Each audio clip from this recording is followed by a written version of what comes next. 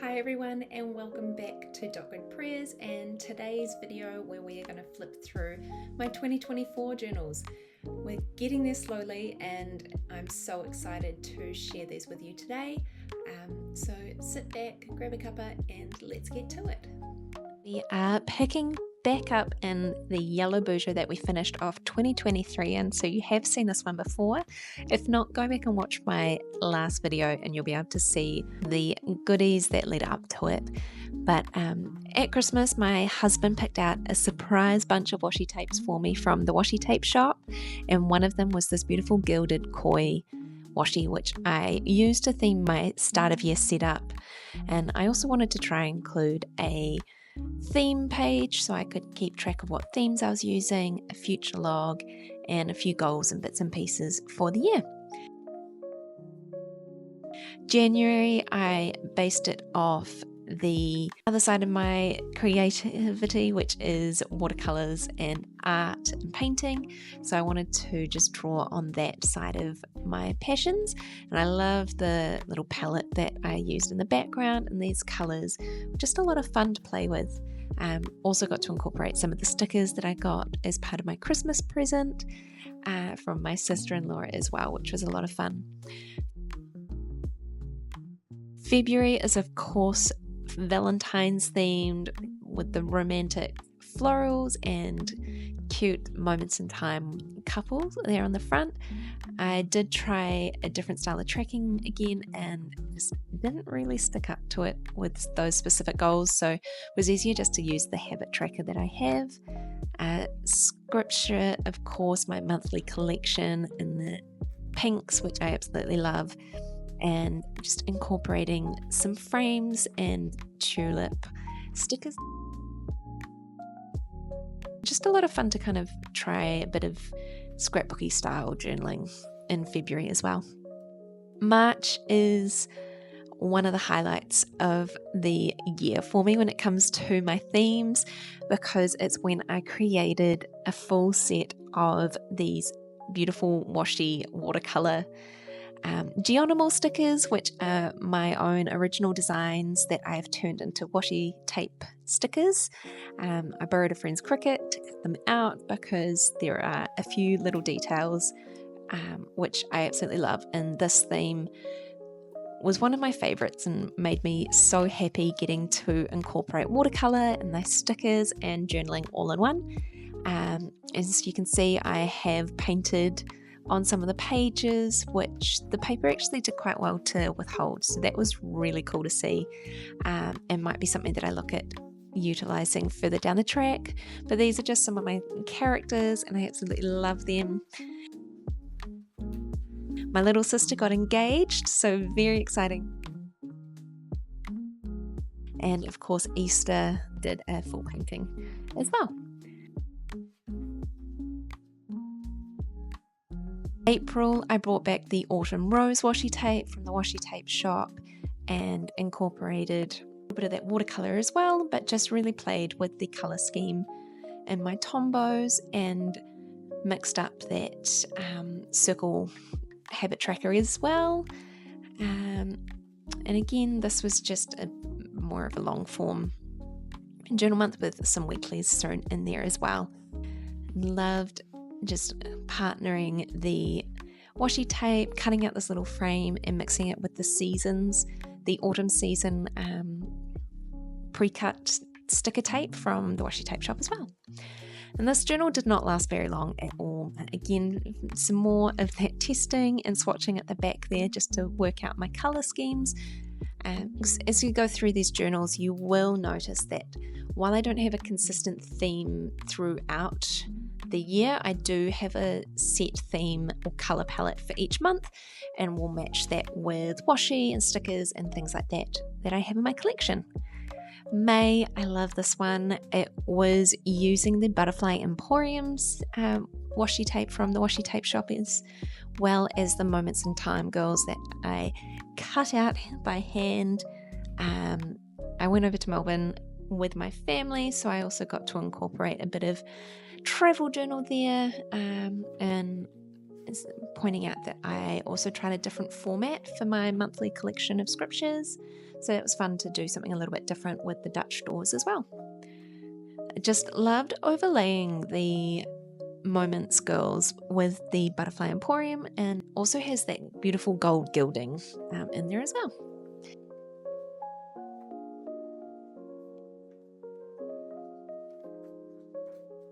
June, I was fully using all my purchases that I'd made in Melbourne while I was there. I got my first Lamy Safari fountain pen. I also got some Zebra mild highlighters, so that's the colours that you can see there, which I did go over with just some water and my paintbrush to blend them a little bit to kind of get that watercolour sunset vibe as well, which was a lot of fun to create.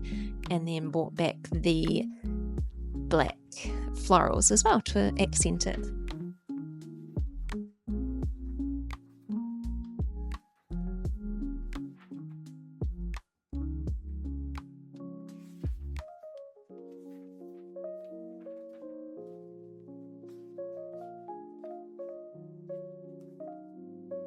July, this one was probably one of my most favourite themes for the year because I got to incorporate a washi that I wasn't really sure how I was going to use it. Again, this one was one that my husband picked, and I'd seen it before and really admired it, but was a bit daunted by it, so hadn't put that on the wish list. But I'm so glad that he did get it because it challenged me to try a different style, and using my Furunosoki brush pen to create that handwriting as well, which kind of plays on the characters in the tape as well.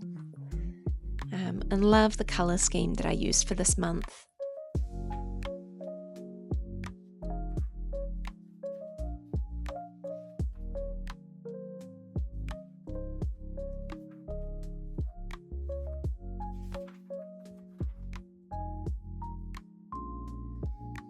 August was a lot softer as I got my first FERRIS press ink, which is the blushing mushrooms, and I also got the Plaited gold Tress, which features a little bit later on, but I loved kind of pairing these two colours together and using my circle cutter to create a lot more fun in the page shapes. I know I mentioned it last time, but journaling, creative journaling or bullet journaling has really given me so much freedom in how I express myself, which has been amazing. We saw the new Twisters movie 3 times because we absolutely loved it and loved the soundtrack. So if you're about a bit of country music, highly recommend. Such a good soundtrack. I've listened to it on repeat many times. September, this one was a bit of fun just to play with because I knew I was coming to the end of my journal, so I just sort of went for it with the Dutch doors and the rounded pages, and just playing with those bright colours, and incorporating elements from a journal say purchase I had made as well.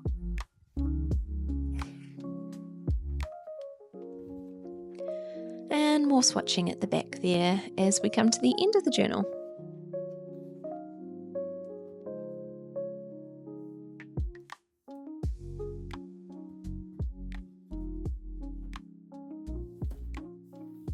Journal number 3 for 2024, and this one is a Buke, the Buke bamboo page 160 GSM journal, which I did actually get from Temu because I wanted to give it a go, and I was actually really happy with this journal and how it held itself together. My husband and I started 75 Hard in September, and so I really wanted to make sure that I captured that journey as well, as it is a real endurance feat. I recommend doing it. It's been a great way for us to reset and also kind of refocus, which has been great.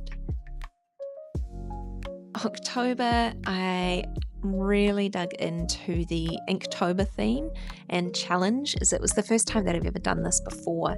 So it was a great way to minimize a little bit.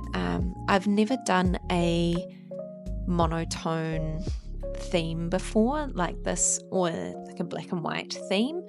As you can see, I couldn't help but add in that plaited gold tress just as a little bit of an accent to the greys and black and white.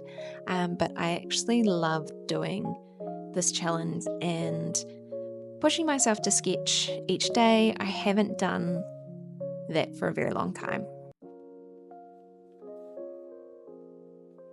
My scripture, it was fun to do the every second line for the background for the scripture boxes, and incorporating more of my washi and stickers from the Washi Tape Shop, from Journal Say. I got these colour blocks that I used in November and some transfer, like coffee theme transfers from Journal Say, which were a lot of fun to use. And I really sort of played on that kind of coffee neutral colour scheme for November. Unfortunately, it didn't really translate well in this video, but as you can see, it was a lot of fun. I really kind of played on the soft corners, the soft coffee tones, a lot of lines and a bit of gingham pattern, which was a lot of fun to create as well, although it was quite hard to read over top of that, so may not do it as a background for a lot of text if I do use it again, but still love how it came out. Those pages are some of my favourites.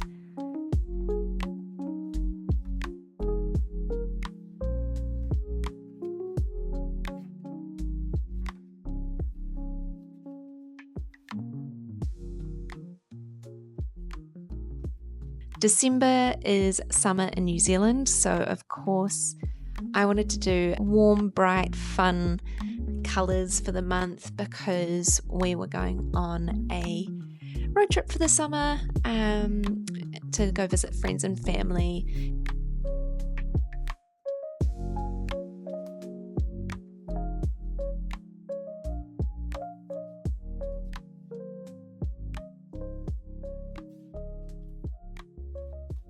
I also started to really incorporate the bullet journal method. I'd sort of fallen off a little bit and got more into the long form journaling, and which I really loved, kind of set me up to journal and find a new way to express myself. And I also made the journal a bit of a travel log. So I did actually go into early January because we got home around the 3rd or 4th. And because I knew that I wanted to start a new journal for 2025, I was happy to just write as much as I wanted. And that is just the end of the journal, bit of swatching and planning for 2025. I've also got my Ferris wheel press ink swatches at the back there. So love that collection and hope to build it more. And that there is 2024 done and dusted.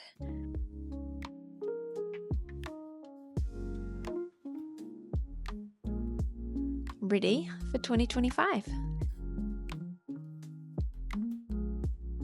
And there we have it. Thank you so much for joining me as we have flipped through my 2024 journals. It has been so much fun to go back through these with you, and I'm so glad that you've joined me as I've been able to reflect on each month and also see where I have created a theme around new toys and stationery that I've got throughout the year, like the Ferris wheel press inks, my new Lamy Safari fountain pen. I definitely won't go back to a normal pen, I don't think. I absolutely love writing with my fountain pens now. And so I'm building my collection and can't wait to get a couple more, I must say. But that is 2024 done and dusted. Can't wait to see you in my next video where we will set up for 2025 and January. Happy journaling, everyone.